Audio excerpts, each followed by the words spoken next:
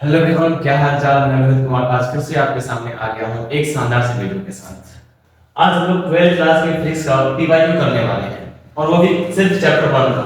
Chapter 1 में जितने भी क्वेश्चन होंगे काफी शानदार क्वेश्चन आपके लिए लाया गया है। आप इसे देखें और इसको याद कीजिएगा और नोट डाउन भी कर लेना। चलिए वीडियो को शुरू करते हैं। तो हमारे पे यहाँ पे क्वेश्चन ऑलरेडी लिखा हुआ है। पहला प्रश्न है कि आवेश के आयतन घनत्व की परिभाषा क्या है और उसका कैसे मात्रक में लिखें।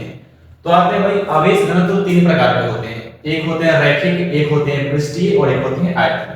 तो हम लोगों से यहाँ क्या पूछा कि आवेश के आयतन घनत्व, ये पहला प्रश्न है आपके सामने और ये हमारा दूसरा प्रश्न है। तो लिखते हैं भाई आवेश का आयतन घनत्व क्या है। जब किसी वस्तु की इकाई आयतन में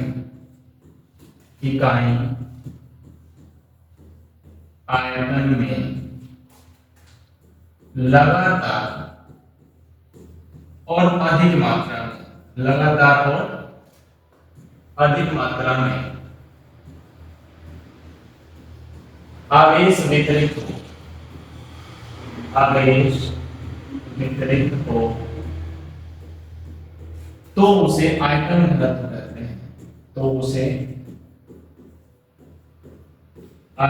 घनत्व कहते हैं। आयतन घनत्व कहते हैं।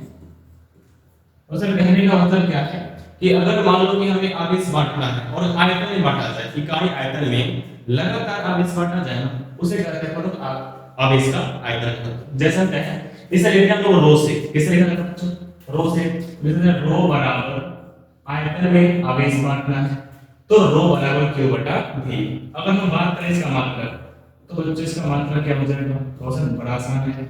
आवेश का मात्रक होता है कूलम बटा, ये हो गया आपका आयतन, वो होता है मीटर क्यूब। तो इसका मात्रक होता है कूलम बटा मीटर क्यूब। ठीक है, चलिए आगे बढ़ते हैं। अगला विद्युत क्षेत्र तीव्रता से आप क्या समझते हैं? ये सब क्वेश्चन ऑलरेडी पीवाईक्यू में आ चुके हैं। तो विद्युत क्षेत्र तीव्रता क्या है पता है? एकांक आवेश पर लगने वाले बल को क्या कहते हैं? विद्युत क्षेत्र तीव्रता। तो लिख दिया जाए। अच्छा, इसका संबंध होगा विद्युतीय क्षेत्र से। तो कैसे लिखेंगे? किसी आवेश के निकाय के चारों तरफ, निकाय समझते हैं, उसके चारों तरफ का, किसी आवेश के चारों तरफ, आवेश के निकाय के चारों तरफ का वह क्षेत्र जिसमें एकांक आवेश पर लगने वाले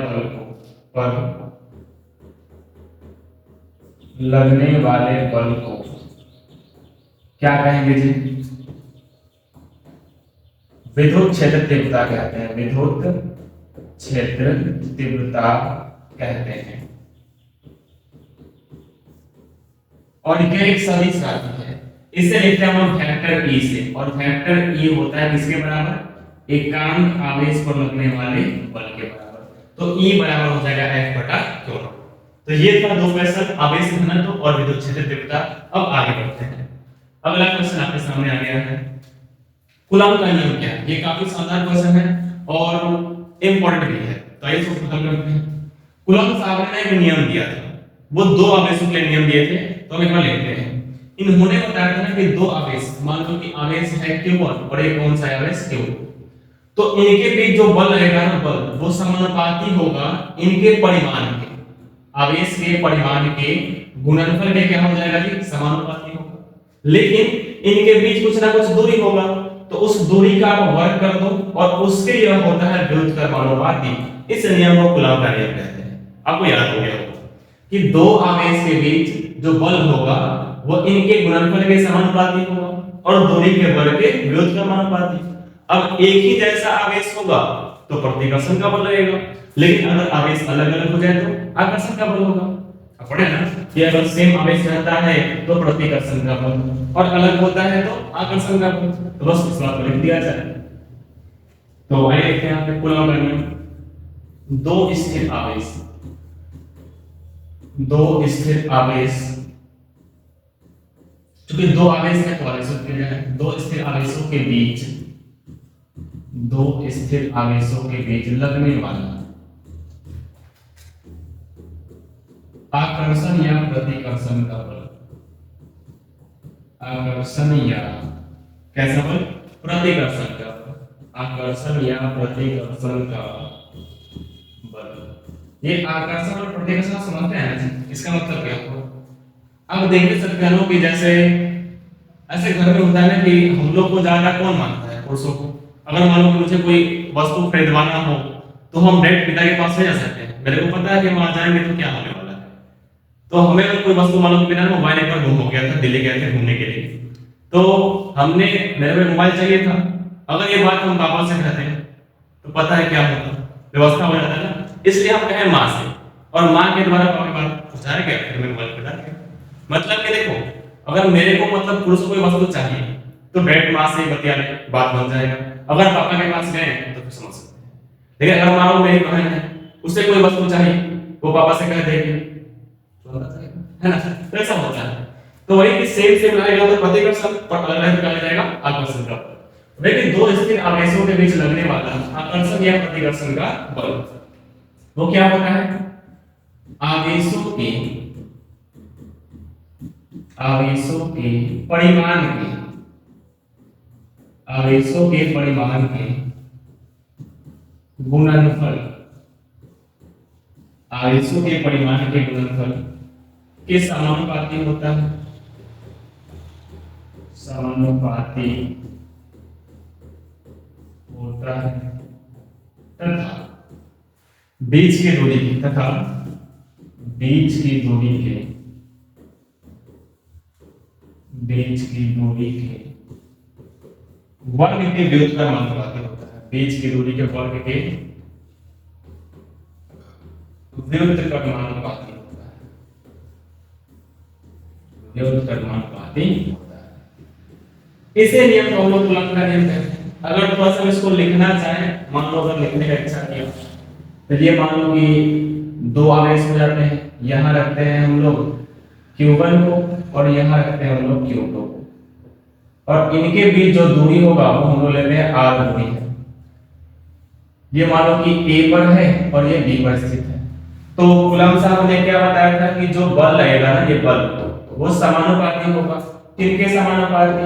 जो आवेश है इनके परिमाण निकाल लो। परिमाण कहने का मतलब ना पॉजिटिव आवेश से मतलब है, आप यहाँ मोड़ लगा दो, परिमाण हो गया, तो इनके गुणनफल के समानुपाती हो गया। मान लो इक्वेशन नंबर डी। और यही जो बल होता है वो इनके बीच का दूरी के जो वर्ग है इसके उल्टा होगा। ये अपना चलो इक्वेशन नंबर क्या हो गया 2। जब इन दोनों को ऑलमोस्ट हल किया जाएगा तो इधर हो जाएगा F समानुपाती, ऊपर आ जाएंगे Q1 मल्टीप्लाई Q2 अपन आ जाएगा R स्क्वायर। और आप ये शुरू से सीखते आ रहे हो कि जब ये सिंबल होता है तो इसको हटाना पड़ता है। तो अगर इस सिंबल को हम हटाएंगे तो यहाँ देखना क्या होगा, ये जब सिंबल हटता है तो वहां आता है K, तो लिख देंगे F बराबर K Q1, यहाँ हो जाएगा Q2 और अपन में आ जाएगा भाई R स्क्वायर। ये जो आपके सामने बन गया ना, यही है कूलम्ब के नियम से बल का। लेकिन अगर आप चाहते हैं इसका सदिश रूप लगाना तो बस आप यहाँ RF लगा सकते हो, बन जाएगा। फिलहाल आगे बढ़ते हैं क्वेश्चन नंबर 4 की तरफ, है ना। कूलम्ब के नियम के बाद आता है अगला क्वेश्चन। क्वेश्चन है कि बलागुण क्या है, इसका निर्णय प्राप्त करें।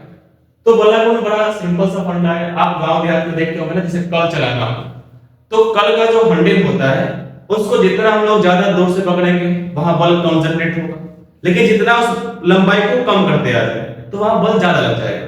तो यही तो बलागुण है ना, कि बलागुण कहने का मतलब किसी वस्तु पर अगर बल लगाया जाए और उसमें घूर्णन गति आ जाए। कैसे गति? घूर्णन गति। तो वो जो बल कहलाएगा वो क्या कहलाता है? बलागुण। यह एक सदिश राशि है और इसे हम लिखते हैं किस चीज के द्वारा? टाउ के द्वारा। तो आइए इस बात को लिखते हैं। कैसे लिखेंगे? यहां लिख सकते हैं कि जब किसी वस्तु में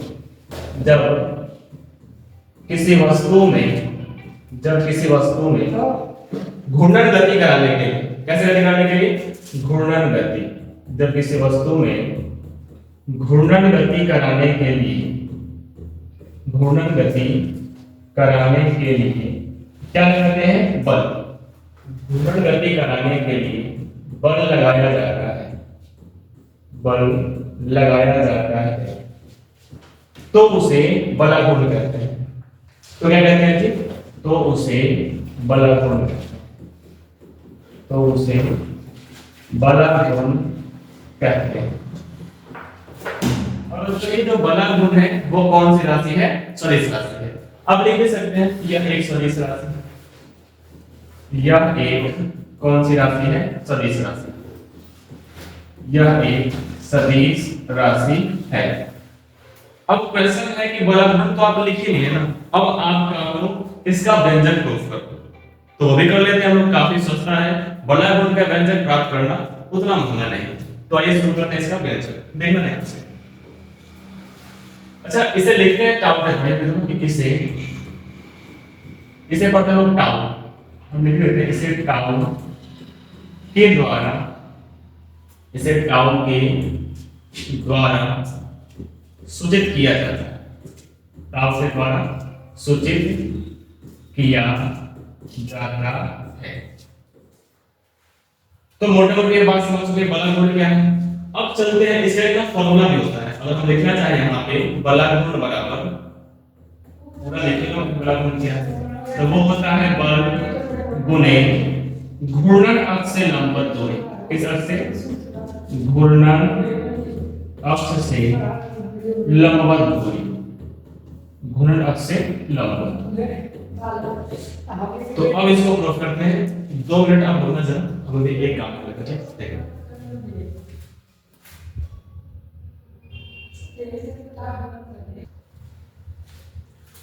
हाँ, तुम लोग कहां थे? बलाघूर्ण बराबर बल गुणे घूर्णन अक्ष से लंबवत दूरी। आइए इस बात को प्रूफ किया जाए। तो बलाघूर्ण का व्यंजक हम अगला कैसे प्रूफ कर लेते हैं। आइए आप पढ़ोगे एक समरूप विद्युतीय क्षेत्र, हम एक बार बनाते हैं। ये है अपना एक समरूप विद्युतीय क्षेत्र। एक काम करो, सेल के द्वारा ही बना लेते हैं, क्यों इतना दिमाग लगाना चाहिए। ये रहा एक समरूप विद्युतीय क्षेत्र, और इसी में निकालना है हम लोग को बलाघूर्ण का व्यंजक। बस घूर्णन गति करा देंगे, हम लोग का आंसर आ जाएगा। ये अपना हो गया एक समरूप विद्युतीय क्षेत्र, है ना। इसको थोड़ा सा मोटा कर लिया जाए ताकि देखने में अच्छा लगे। हाँ, ये मस्त लगा। तो ये है एक समरूप विद्युतीय क्षेत्र, ठीक है भाई। इसमें क्या कहना कि एक द्विध्रुव को रखा जाता है। ये जो अपना है वो एक द्विध्रुव है। पता है द्विध्रुव में 2 आवेश हो जाएंगे, इधर वाला जो आवेश हो जाएगा माइनस का q आवेश, और ये हो जाएगा प्लस का q आवेश। एक समरूप विद्युतीय क्षेत्र में इधर हो जाएंगे वेक्टर e की दिशा, ये विद्युत क्षेत्र तीव्रता की दिशा है, ठीक है। और द्विध्रुव की लंबाई कितनी होती है? 2a होती है ना, तो लिख सकते हो यहाँ पे द्विध्रुव की लंबाई, किससे लिखा जाए, ग्रीन रंग यूज कर लेते हैं। द्विध्रुव की लंबाई हो जाएगी 2a, ठीक है। द्विध्रुव की लंबाई हो गया 2। अब हमें चाहिए घूर्णन अक्ष से लंबवत दूरी, तो वो क्या करता है कि यहाँ पे जो लंबवत दूरी बनाना चाहते हैं ये हो जाएगा घूर्णन अक्ष से लंबवत दूरी, है ना। इसको थोड़ा मिला दिया जाए तो मान लेते हैं ये बिंदु A है, ये बिंदु B है, और ये बिंदु O है, ठीक है। और ये जो अपना द्विध्रुव है किस कोण के साथ रखा हुआ है? थीटा कोण के साथ रखा हुआ है। किस कोण से? थीटा कोण से। धनावेश है तो उस पर लगने वाला बल इधर हो जाएगा, हम यहाँ लिख देते हैं धनावेश पर लगने वाला बल, एक मिनट, धनावेश पर, क्योंकि ये धनावेश है तो इसका बल इधर हो जाएगा, वो हो जाएगा Q और E। जो ऋणावेश है इससे बल इधर की तरफ रहेगा, वो भी कितना हो जाएगा? Q, ठीक है भाई। अब आगे बढ़ सकते हैं, तो चलिए आगे बढ़ा जाए। अब देखना ध्यान से, तो ये जो ना द्विध्रुव जो थीटा कोण पे रखा गया है, इस पर ऊपर से जो बल लगा रहे हैं वो इधर की तरफ है। अच्छा, मान लो कि ऐसा रखा हुआ है, ठीक, ये एक द्विध्रुव है, इस पर अगर ऊपर से बल लगाया जाए तो ये तो नीचे गिर जाएगा, परंतु हम जितना बल ऊपर से नीचे लगा रहे हैं ठीक उतना ही बल नीचे से ऊपर लगा रहे हैं। तो ये जो है हमारा द्विध्रुव ये कुछ ऐसा गति करेगा, है ना, ऐसा गति करेगा। तो इसमें भी घूर्णन गति जनरेट होगी, तो जितना हम बल ऊपर लगाए उतना ही बल नीचे लगाए तो कुल बल तो 0 मिला, परंतु इस बल के कारण ये जो द्विध्रुव है ना वो ऐसा गति करेगा, इस तरह से गति करेगा, मतलब कि घूर्णन गति होगा। तो अगर ये थीटा है तो हम लोग इसे भी थीटा ले सकते हैं। चलो अब पूरी रामायण जो यहाँ पे है उसको लिख दिया जाए। देखना है क्या लिखेंगे, माना कि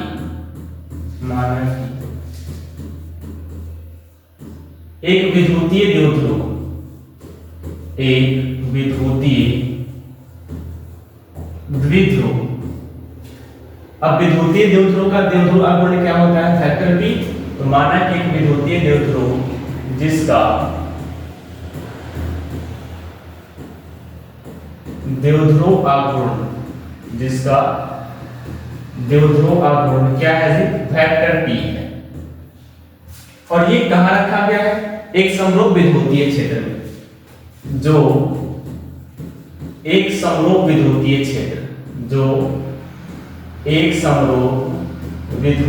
क्षेत्र जिसका नाम है फैक्टर ई में रखा गया है।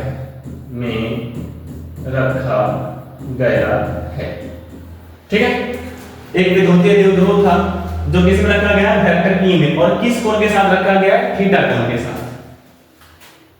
एक काम करते हैं, मैं थीटा कोण से रखा गया, मैं थीटा कोण से रखा गया। ठीक है, अब क्या करेंगे, ये जो द्विध्रुव है इसका तो लंबाई 2 है, आप जानते हैं, लिख भी सकते हैं। द्विध्रुव की लंबाई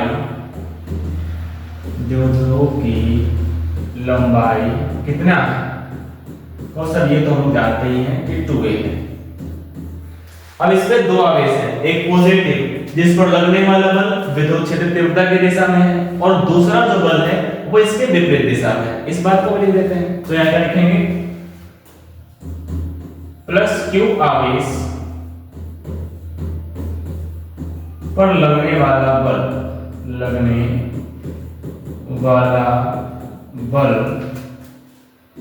वेक्टर e की दिशा में है, परंतु माइनस क्यू बल का मान क्या है, माइनस क्यू आवेश पर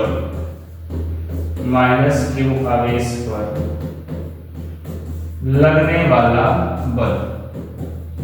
और सर ये तो माइनस क्यू है तो इसका बल इधर हो गया, मतलब विद्युत क्षेत्र तीव्रता के विपरीत दिशा में। तो क्या लिखेंगे, लगने वाला बल वेक्टर ई के विपरीत है। तो एक जो बल है वो इधर दाहिने तरफ लगा, एक बल बाएं तरफ लगा, और दोनों बल बराबर है, तो जिससे कुल बल तो 0 मिलेगा। अब मान लो कि ये स्केच है, इसको हम इधर उतना ही बल से खींचे और इधर भी उतना ही बल से खींचे, ये तो गति नहीं करेगा।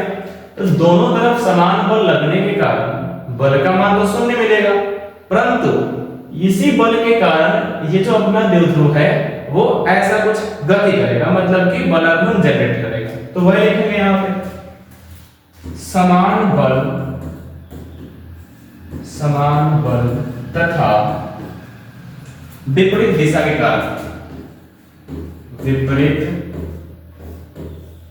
दिशा के कारण,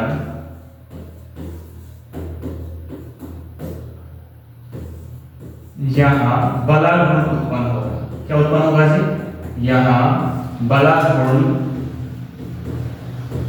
उत्पन्न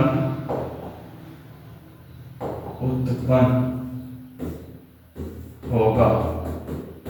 पहले से लिख के बलाघूर्ण के कारण बलाघूर्ण उत्पन्न होगा। ठीक है, तो आइए बलाघूर्ण का मान निकालते हैं। आप क्या जानते हैं कि सर बलाघूर्ण बराबर क्या होता है, बलाघूर्ण को कैसे लिखते हैं, टाउ से। तो इसका फॉर्मूला था टाउ बराबर, भी सभी सूत्र लिखते हैं सिंपल इन जनरल, टाउ बराबर बल और गुणे घूर्णन अक्ष से कौन सा दूरी, लंबवत दूरी, बल गुणे लंबवत दूरी। तो अच्छा ये बताना कि जब ये प्लस है तो इस पर लगने वाला बल तो QE है, तो यहां से बल का मान लिख सकते हो सर, ये हो जाएगा QE गुणे लंबवत दूरी है बी से लेकर ओ तक। यहाँ एक त्रिभुज बन रहा है, हम थोड़ा सा बात देते हैं। यहाँ एक ऐसा कुछ त्रिभुज बन रहा है, ये है बी, ये है ओ और ये है ए। इसका मान है 2a, ये वाला कोण क्या है जी, थीटा। तो अगर आप ये निकालना चाहते हो तो ये तो लंब है और ये कर्ण है और ये थीटा है, तो आप जानते हैं साइन थीटा बराबर लंब बटा कर्ण। लंब का मान तो नहीं पता, वही निकालना है तो इसको रहने दो। और कर्ण का मान है 2a, तो क्या आप BO का मान निकाल सकते हो? 2a इधर आ जाएगा तो हो जाएगा 2a sin थीटा। तो यहां क्या लिख सकते हैं सर, हो जाएगा 2a sin थीटा। यहां से क्या बना, ये 2a और यहां पे q और फिर है e sin theta. 2a q तो फॉर्मूला है विद्युतीय द्विध्रुव आघूर्ण का, तो लिख सकते हैं p और यहां पे है e और बगल में है sin थीटा। इसको हटा देते हैं तो ये p sin थीटा बना। और sin किसके लिए आता है, सदिश के लिए, आई मीन क्रॉस के लिए। तो यहां लिख सकते हैं vector p cross vector e, और यही किसका फॉर्मूला हो गया, वेक्टर टाउ का। तो एक तो बिना सदिश रूप में टाउ बराबर होता है pe sin थीटा। कितना होता है जी, p sin थीटा। लेकिन इसका सदिश रूप है टाउ बराबर vector p cross vector e। यह बात हो गया, ये था बलागुण का फॉर्मूला। अब चलते हैं इसके आगे बढ़ते हैं। वैसे आपको ये वीडियो कैसा लगा जरूर बताना कमेंट में, ठीक। अब अगला क्वेश्चन की तरफ बढ़ते हैं। और साथ ही अगर कोई और भी चैप्टर का आपको कोई डाउट है, कोई क्वेश्चन नहीं समझ में आ रहा है, तो एक बार कमेंट में चैप्टर का नाम बताना या फिर टॉपिक का नाम, हम उसमें वीडियो ला देंगे, ठीक।